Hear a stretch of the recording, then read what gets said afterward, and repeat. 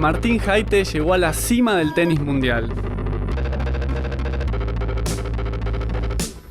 Fue cabeza de una generación que tuvo la difícil tarea de ocupar el lugar que dejaban dos de los mejores jugadores argentinos de la historia, Vilas y Clerc.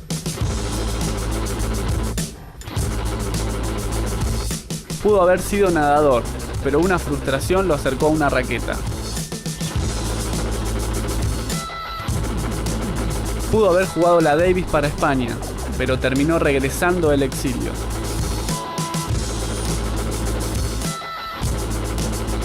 Lo conocí en una clínica que dio gratis en el lawn tennis. Al tiempo, me invitó a una Copa Ericsson. Años después, fue muy sincero. Nunca pensé que podría jugar bien al tenis. Eso me llenó de confianza. Gracias, Martín.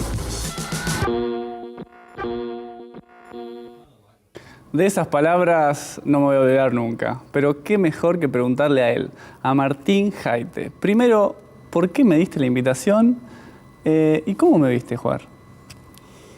Ya, te di la invitación porque era el primer challenge que hacíamos y siempre la idea mía era darle algún wildcard a unos juveniles. Y en ese momento no había muchos. Y le pregunté a la asociación de tenis cuáles eran los mejores juveniles que había en Argentina. Te obligaron, ¿no? No, cuáles eran los mejores. Me dijeron Chela y Reutemann, creo que era el otro, Sí. ¿no? Chela y Reutemann. Entonces le dimos, no sé, a vos seguro que te dimos. Y a Reutemann creo que también, pero no me acuerdo, habría que ver el cuadro. Y me fuiste a ver. Y te fui a ver jugando con Meneskinkery. Sí, me acuerdo. Sí, con Minucci. Dijimos, vamos a ver al juvenil que le dimos wildcard. Justo con Minucci, que es bastante crítico. Sí, qué tremendo. Y me acuerdo que decíamos, qué mal está el futuro del tenis argentino si este es el mejor, ¿viste? Porque jugabas bien de fondo, pero no sabías sacar vos. O sea, la idea nuestra es que no... Bueno, eso me pasó hasta el final de la carrera. Igual. No, porque después sacaste bien, aparte, escuchame. Por eso siempre dije que fuiste muy groso, y siempre te lo dije a vos también, porque con el tenis que tenías que un poco... También yo me parecía a vos en eso. Yo no tenía tanto tenis, pero había algo que hacía digamos, que perdure en el tiempo y que gane. Y vos un poco te pasó, creo que te pasó lo mismo, ¿no? Entonces siempre valoré mucho, más allá de vos personalmente, valoré mucho tu tenis y lo que habías hecho, porque nunca pensé en la vida que ibas a poder llegar a jugar un gran tenis como jugaste. Bueno, pasemos a hablar de vos, que es más interesante, ¿no? ¿Tu primer deporte fue la natación? La natación. Ahora sí. entiendo por qué tenés ese lomo. Claro. Sí, en realidad, se ve que yo tengo un hermano mayor, Fernando, 2 años mayor que yo, y mis viejos no sabían qué hacer con nosotros los fines de semana. Entonces se anotaron en el Club Municipalidad, mis viejos eran médicos municipales en ese momento, hoy el club se llama Ciudad de Buenos Aires, y ellos empezaron a jugar al tenis por... Los dos jugaban. Los dos, mi mamá y mi papá. Y entonces, para que no nos peleemos, mi hermano se puso a jugar al tenis y yo empecé a nadar. Y me calenté a los 6 años porque digamos, corrí una carrera en el club, había 200 pibes, y en mi categoría estaba yo solo. Obviamente gané la carrera. Claro, estaba solo. Estaba solo. Y ya era un papelón, ¿viste? Correr solo. Y una vez que terminó la carrera, habían 20 o 30 o 50 medallas y faltaba una y no me la dieron a mí. Entonces me recalenté y agarré una raqueta doblada que había en mi casa y me fui a jugar al frontón ahí en Muni. Y bueno, y ahí empecé a jugar al tenis. Y ahí te encantó y... Sí, pero nunca pensé que iba a jugar al tenis. Nunca pensé que iba a jugar al tenis profesionalmente. Nunca me lo imaginé. Y ahí empezaste a tomar clase. Ahí empecé a tomar clase, iba los fines de semana con el profesor Anjuli y hacía 1, 2, 3. ¿Te acordás, no? Sí, Los primeros tips que te dieron, te los acordás. No, me acuerdo. Y después empecé a jugar como interclubes y al poco tiempo, bueno, en el 76, un poquito antes del golpe militar, nos fuimos a España. ¿Qué pasó que tu familia exilió a España? Bueno, mis padres estaban, mi papá es psicoanalista, en ese momento estaban un poco perseguidos por, digamos, esta gente que pensaba un poco distinto. Y mi mamá era psicóloga, es psicóloga, laburaba en un sanatorio municipal y el ambiente estaba complicado. ¿Vos ahí qué edad tenías? Yo tenía 11. Sí. Y mis viejos empiezan a pensar en la posibilidad de irse del país y por el trabajo que tienen se tenían que ir a algún lugar donde hablasen castellano. Entonces la posibilidad de ir a Venezuela o a España. Y en febrero del 76, el 5 de febrero... ¿Eso era por el laburo de ellos? Sí, porque ellos, digamos, Tenía se la querían ir, posibilidad. pero decían, bueno, no nos podemos ir a vivir a un país donde no se hable nuestro idioma, porque mi papá trabaja de psicoanalista, tiene que entender al paciente. Y decidieron irse a vivir a Barcelona, ellos. Y entonces el 5 de febrero del 76 nos fuimos a vivir, nos fuimos en barco. A En vivir a barco. Barcelona, sí. Contame lo que fue el viaje, ¿te acordás? Sí, muchísimo, tengo muchos recuerdos. Muchos tardaron? recuerdos muy lindos de eso, hasta 15 días. El barco hacía... Porque aparte no nos habíamos ido a vacaciones, entonces era como, bueno, también nos vamos como un crucero, pero un crucero no de ida y vuelta, Mentiroso. sino de ida. Se ve que mis viejos estaban, obviamente, eran más chicos que mi edad, así que supongo que ellos no la pasaron tan bien como mi hermano y yo, que la pasamos genial, Estaban de vacaciones. de vacaciones. Y sí, el barco hacía Buenos Aires, Montevideo, Punta del Este Santos, Santos Río. Después de Río a Lisboa, 8 días sin ver La tierra. la tierra. Y después Lisboa a Barcelona. Llegamos a Barcelona, al puerto. En el barco nos portamos muy mal con mi hermano. O sea, le tiramos todas las pelotas de fútbol que había, las pedíamos, éramos muy malos. Y así, no se podía jugar al fútbol en el barco, se podía jugar al básquet. Y nosotros nos hacíamos los boludos y pum, pateábamos y la pateábamos afuera. ¿Al agua? Al agua. ¿Las perdían? Sí, se habían perdido, habíamos tirado 10. Y llegamos al puerto de Barcelona, mi viejo no tenía ningún contacto en Barcelona, llegamos así, y la primera noche nos vamos a un hotel ahí en el puerto. Recién se había muerto Franco en España, entonces empezó el destape español. Y mis viejos se fueron el primer día, no sé, a pasear y nosotros nos quedamos en el hotel con mi hermano y había muchas mujeres abajo, ¿viste? Muchas minas lindas, qué sé yo. No entendías tan muy bien lindas. qué pasaba. No entendíamos qué pasaba. Y al segundo día mis viejos se dieron cuenta que estamos en pleno barrio chino, pleno barrio de puta, de drogas, qué sé yo, y nos mudamos a otro... Tuvieron que ir de ahí. Sí, No nos te fuimos. controlaba de chiquito. No, éramos muy chicos. Yo 11, mi hermano 13. Quizás mi hermano la tenía un poco más, la había más. Y de ahí nos fuimos a otro hotel cerca de las Ramblas, que era un poco más tranquilo. Hasta que el primer mes después encontramos un departamento, alquilamos un departamento. A los 6 meses a mi viejo le llegó el primer paciente. O sea, estuvo 6 meses sin poder trabajar. Sin poder trabajar, le llegó el primer paciente. Ellos estaban preocupados por el colegio nuestro, pero nosotros justo habíamos llegado en febrero, el colegio en España es de septiembre a junio.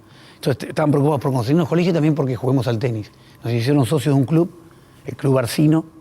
Genial, tengo recuerdos increíbles de ese club. Y ahí empezamos a jugar al tenis.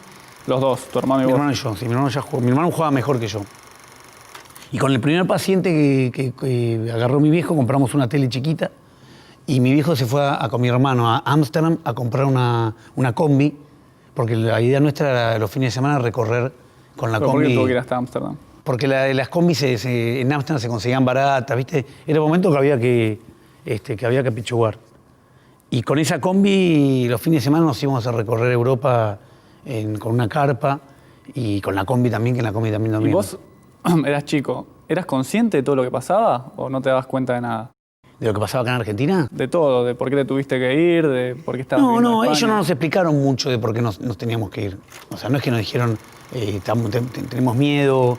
Lo que sí, cuando llegamos a Barcelona, nosotros llegamos el 20 de febrero, el golpe militar fue el 24 de marzo, y a partir de abril, empezaba a caer gente a casa. ¿Viste? Hijos de amigos de mis viejos que se tenían que ir, amigos de mis viejos. O sea, de repente yo me levantaba en mi casa y había 3 o 4 personas durmiendo en casa porque fuimos un poco los primeros en llegar a Barcelona. Y mis viejos eran como los referentes de los amigos que estaban acá. Y Claro, le daban una mano cuando llegaban. claro, y inclusive un par de hijos de amigos vivieron 2 o 3 meses en casa. Entonces ahí empecé a darme cuenta de que algo pasaba. Pero ellos mis viejos no me decían, no nos vamos porque se viene el golpe o por los militares, Claro. no. Tuvimos 4 años sin volver. 4 años. 4 años, sí. ¿Y ahí cómo conectás con el tenis? ¿Empezás a ir a un club? Ahí empecé a ir a un club. Mis viejos no sé cómo hacen, se conectan con la Federación Española. Me empieza a ir bien en el club y a los 13 años había un torneo que se llamaba Manuel Alonso, que era el torneo más importante de sub-14 en España, que pierdo la final. Y ahí la Federación, empiezo a entrenar en la escuela de la Federación. Que la escuela de la Federación se estaba armando muy bien. ¿Vos ahí jugabas como argentino? No, ya jugaba como español. Como español. Ya jugaba como español. Y empiezo a entrenar en la Federación Española que se estaba armando. Había llegado el Pato Álvarez a la Federación Española. Que revolucionó el tenis Sí, en España. que revolucionó el tenis en España. Y a los 16 años nos agarra el Pato Álvarez. El Pato Álvarez estaba con los más grandes. Con los más chicos había otros profes. Y a los 16 años nos agarra el Pato Álvarez a la camada de Emilio Sánchez. Estaba Casal, que era más grande que nosotros. Estaba Aguilera. Y así, bueno, me fui metiendo en el tenis español, tío. ¿Y todos esos años con los tenistas argentinos no tuviste ningún contacto? Nada, cero. Nada. Cero. El primer contacto que tuve con los tenistas argentinos fue en un Banana Ball. Vos jugaste Banana Ball, ¿no? Sí, el torneo junior. El torneo, claro, COSAT. de la COSAT en San Pablo, que nos trajo la Federación Española. Yo tenía 17 años, primer año de 18, y ahí conozco a jugadores argentinos. Ahí lo conozco a Minu. Minu sí tenía 3 años menos que yo, pero el primer día que llegué pegamos onda. Ya se hicieron muy amigos. Muy amigos ahí. Hasta hoy. Hasta hoy, Sí. sí. Mañana nos vamos a pelear, pero hasta hoy sí. Y ahí empecé a conocer a los jugadores argentinos, conocí a Blenchi, a Blenchino, y a otros jugadores que no llegaron, ¿no? Eso fue en el 81. Eso fue en el año 81. ¿Y en qué momento volvés a Argentina? ¿Y por qué? Bueno, en el año 80, cuando estuvimos 4 años sin volver, vinimos mi mamá, mi hermano y yo 15 días a visitar a los amigos, que en realidad a veces venían nuestros amigos a Barcelona, nuestros amigos de la historia.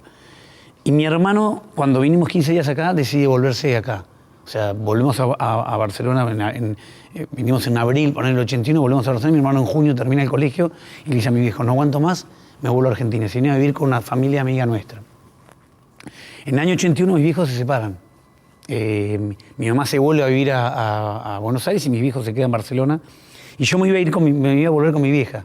Pero llego a la puerta de la Federación Española, subo el primer piso del ascensor. Para avisar que te ibas. Para avisar que me iba. Y cuando entro le digo a mi mamá, no me puedo ir. ¿Por qué? ¿Qué sentiste? Y sentía Un compromiso. Compromiso, ¿viste? Me estaban bancando.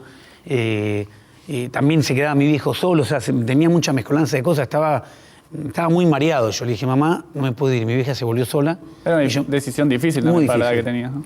Y yo me quedé 2 años viviendo en Barcelona. 2 años más. 2 años más. Venía cada fin de año a visitar a mi vieja, a mi hermano.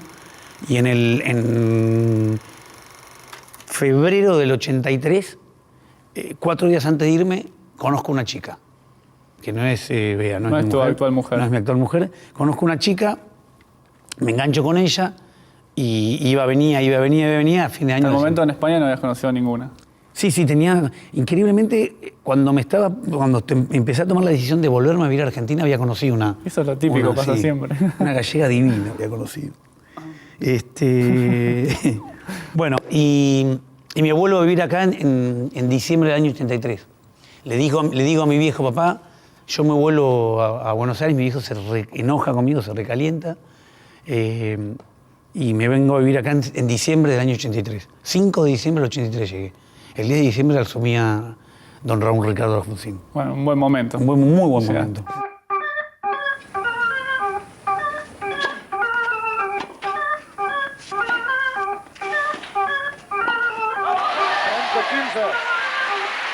Y Valent Martin Haite. Mirá, Martín, lo que tengo para vos, para mostrarte. ¿Te acordás? Esta me dio tantas alegrías esta raqueta, JI. Con esta raqueta gané el Godó. El Conde de Godó. El Conde de Godó en el 87. A Gran Vilander, torneo. A Vilander la final. Que aparte en el Godó, bueno, yo había conocido muchos argentinos en el Godó que venían. Digamos que es la Prince Goody, ¿no? La Prince Goody. De madera. Era de madera y grafito. En ese momento, cuando aparecieron estas raquetas, parecían que eran sartenes. Porque nosotros jugábamos con raquetas y decíamos, es imposible controlar. Ahora es una antigüedad, pero en su momento era lo mejor que había. Sí. La vamos a dejar acá, JI. Sí, déjala. Pero en realidad cuando venían los torneos Godó, empecé a conocer a los primeros argentinos. Guriti Berti, Claro. estaba Bengoechea, estaban los hermanos Gattiker. Ahí me empiezo a conectar un poco con los jugadores argentinos. Pero antes vos, desde Argentina, ¿no fuiste a jugar un Challenger a Curitiba? Sí, esto fue después. Cuando en el 83 vuelvo a vivir a Argentina, vuelvo con un pasaje de vuelta a Madrid. Yo había sacado Madrid-Buenos Aires para volver a Madrid. Al año siguiente tenía que supuestamente jugar al tenis, pero tenía $1.500, era todo mi capital. Entonces es imposible. O sea, ¿cómo hago para jugar? Podías jugar un torneo. Un torneo nada más. Y cuando llego mi vieja me dice, no, hay unos torneos acá en Argentina que reparten plata. Le digo, bueno, anotame. Y yo llego el 5 de diciembre y voy a jugar un torneo en el Mailing. Sí. Voy y gano el torneo en Mailing, gané $2.000. Después, a la semana siguiente, jugué un torneo en el Bosque. Gano, después se hace un torneo en Punta del Este, lo gano. Bueno, Ahí no parabas de ganar ya. Ahí no paraba, ahí empecé, viste, llegué bien a Argentina. Entonces junté como $10.000. Y en mayo del 84, imagínate, desde diciembre hasta mayo no jugaba los torneos por acá. Digo, bueno, me voy a jugar un Challenger a Curitiba. Me fui a jugar el Challenger a Curitiba y lo gano, el Challenger. Que en ese momento para vos ir a un Challenger era algo... Era todo, o sea, enorme. imagínate, era muy grande. Yo lo gano el Challenger de Curitiba y me voy a jugar la quali de Roland Garros. Y cuando voy a jugar la quali de Roland Garros... ¿Ahí jugabas como argentino? Ya jugaba como argentino, sí. Cuando jugué el torneo en Mailing ahí en diciembre del 83, al día siguiente que terminé, la revista Gráfico, que era en ese momento, era, digamos, si salías en el gráfico era lo máximo que te podía pasar, titula Jaite Jaite, ¿quién es? Me acuerdo perfecto. Pero no te conocían. Y decían el hispano argentino. Y yo quería decir, yo no soy hispano argentino, soy argentino, pero también tengo pasaporte español. Porque aparte tengo muchísimo agradecimiento con España. Yo voy a Barcelona y mi segunda ciudad, tengo amigos ahí. ¿Aprendiste un poco de catalán? A Pablo Molvé catalán, sí. Cuando iba Muy al bien. colegio, las clases eran en catalán. Ah, y al Porque principio no era entendías nada. No, en realidad, cuando yo llegué a España, que fue con la caída de Franco, que durante 40 años no se podía hablar en catalán, ahí empezaron, viste, así como fue el destape, digamos, Pero con de el todo idioma lo mismo. permitido con el idioma también. Entonces, Cataluña empezó a disponer que en los colegios hablase catalán, excepto los colegios americanos. Y yo iba a un colegio donde se hablaba catalán. Y a los extranjeros nos dejaban hacer los exámenes en castellano porque escribir y leer en catalán es muy difícil. Pero catalán hablo, diría casi como castellano. Cuando voy a Barcelona, cuando vienen algunos catalanes a jugar el torneo de Buenos Aires, al principio me cuesta un poquito, pero después Pues te largás. me largo. Contame, me decías después de Curitiba, el Challenger, fuiste a Roland Garros. Roland Garros la quali. Sí. Yo había jugado la quali en el anterior y había perdido en primera vuelta. Y bueno, Roland Garros para nosotros es lo máximo. Juego la quali de Roland Garros, la paso, ganando 7-6 en el tercer set a un israelí que se llamaba Perky, durísimo, ¿viste? Con un cagazo así. Y me toca la primera vuelta con Tous. Tito Tous, que era un español que jugaba conmigo, que era mejor que yo. Y le gané. En la segunda vuelta me toca jugar con Vita Gerulaitis, que era, para mí era, viste, muy grosso Vita. Corregime si me equivoco, con ese Roland Garros había quedado eliminado Vilas y Clerc rápido. Sí, no me acuerdo, no. Sí, y vos seguías avanzando. Era la sorpresa. Era la sorpresa. Mirá, no me acordaba de eso. Y bueno, y le gano a Vita Gerulaitis y a la tercera vuelta me toca jugar contra Connors. En la cancha central, nunca había pisado la cancha Claro, central. pasaste de jugar un Challenger A en jugar contra Curitiba Connors. a la central de Roland Garros con Jimmy Connors. Sí, que aparte cuando yo estaba en mi casa en Barcelona, yo hacía muchos torneos virtuales. Yo tenía una pared de ping-pong y jugaba en la pared de mi casa, y 2 años antes esto, ¿eh? Y yo hacía torneos contra Estás medio Lendl, loquito, ¿no? contra Connors, Estabas medio loco. No, qué sé yo. Y jugaba entonces, le pega a Jaite, le pega a Connors. ¿Viste? Y de repente en 2 años me pasó lo virtual a lo real. Y me tocó jugar con Connors ahí en la central de Roland Garros. Y decías lo mismo, le pega a Jaite. No, tenía un cagazo, no dormí en toda la noche, tenía mucho miedo de hacer papelón. Y entré a la cancha, le gané el primer set a Connors. Y perdí después cagando en 4 sets, perdí difícil en 4 sets. Y ahí me di cuenta de que era profesional de tenis. Y al toque me Recién llamó. ahí. Sí, porque ahí, viste, yo había vuelto a Argentina con $1.500 y digo, quizás no puedo seguir el año siguiente. Y de repente ahí me envalentoné. Y en ese momento el capitán del equipo argentino de Copa Davis era Walter Jerry. Sí. Y ahí me llama para jugar la Copa Davis porque Vilas había decidido no jugar más la Davis. Le habían ganado a Alemania en febrero y jugábamos contra Estados Unidos en julio. Ah, una serie durísima. ¿Contra Estados Unidos? Sí. Connors McEnroe y McEnroe Fleming. Batata y yo. ¿Y cómo fue el primer contacto con la Davis? Y fue genial, a mí me encantó. Y jugamos en Atlanta, en una cancha... En Atlanta era sin Atlanta, un estadio gigante. Yo nunca había jugado en cancha... nunca había jugado en un estadio cubierto. En realidad sí, porque cuando volví de Roland Garros se hizo un torneo en el Parque Sarmiento, Sí. en cancha cubierta, que jugaba Batata, Argüello, el Colo Gaterick y yo. Y ahí fue la primera vez que jugué una cancha cubierta, nunca había jugado antes. Lo pisaste por primera vez. Sí. Ya que estamos hablando de la Davis, hablemos de lo feo primero. ¿Cuál fue tu peor serie o tu peor partido? ¿Con India? No, con India no, porque con India jugué bien. O sea, tengo un mal recuerdo de la India porque jugué match point y perdimos la eliminatoria. Pero ¿Qué punto era? ¿El quinto punto? cuarto. Yo el primer día jugó De La Peña con Amitraj y perdió. Yo jugué con Krishna y le gané. Después Minus y Fran ganaron el doble. Y yo el cuarto punto jugaba contra Amitraj. Y teóricamente el mejor hindú era Krishnan, Claro. que yo ya lo había ganado. Y Amitraj era un tipo ya veterano. Y yo le iba ganando 6-3, 6-3, 3-0. Y después tuvo un match en el cuarto set, Tito Vázquez era el capitán. Y perdimos el partido. Después Bueno, De La igual Peña, fue una derrota dura. No, durísima. Y el quinto punto lo jugaba De La Peña, que De La Peña en pasto ya sabíamos que iba a perder. No o podía sea, que jugar. era... Y entonces fue muy dura, pero yo tuve series acá en Buenos Aires durísimas. Cuando perdimos acá contra Rusia, yo jugué muy mal contra Perú. Yo tuve muchos partidos muy malos. ¿Te acá. costaba jugar la Mucho. Davis? Me costaba jugar la Davis de local. De visitante O jugaba sea, sentías el peso de la mucho, gente. mucho. De la responsabilidad, mis amigos, mi familia, demostrar que estaba jugando bien. Entonces me ponía mucha presión. Pasemos a lo mejor, entonces, que fue Stitch, Y Steve fue lo mejor. el Sí, triunfo a Alemania. sí ese año, en febrero le ganamos a Israel. Y yo ya había jugado muy bien, ya me había sentido bien por primera vez en la cancha. Y al toque jugamos en abril contra Stitch y fue genial. Sí, dije ahí, fue el último partido que jugué Copa Davis en Argentina. Nunca más volví a jugar en Argentina en Copa Davis. Bueno, lindo para terminar. Muy bueno, muy bueno. Pero los recuerdos de la Copa Davis siempre fueron muy buenos para mí, a pesar de, digamos, de estar cagado, de jugar mal, de pasarla mal. O sea, lo que vivías con el grupo Sí, en la sí, semana. Sí, sí, a mí me encantaba, me encantaba. Y el partido ese con Stitch, los últimos puntos, llorabas. Íbamos saque a saque, me quebró el saque 3-2, 40-0, perdiendo, sacando él. Dijiste, Viste, ya estoy estoy perdido, listo. estoy listo. La gente empezó a gritar, a gritar, a gritar, a gritar. Levanté el partido, me puse 5-3. Y la gente gritando, gritando, y yo no lo podía creer, ¿viste? En ese momento, yo siempre digo que el tenista no mira lo que está pasando en ese momento, porque si mirás, te vas a tu casa. Sí, no puedes jugar. Si evaluás todo lo que está en juego, no puedes jugar. Y en ese momento levanté la vista y dije, mirá todo lo que está pasando. Y yo creo que eso O sea, fuiste consciente. me emocionó, sí. Y yo ahora le digo a los jugadores cuando fue los partidos en Parque Roca, viste que son 14.000 personas, yo les decía, dense 30 segundos para mirar lo que es, porque es muy importante lo que se logra. Pero el tenista no se da cuenta de lo que se logra. No, la gran mayoría de exjugadores, cuando le haces la pregunta qué fue lo más importante o lo más fuerte que vivieron, te nombran la Copa La Davis. Copa Davis, sí.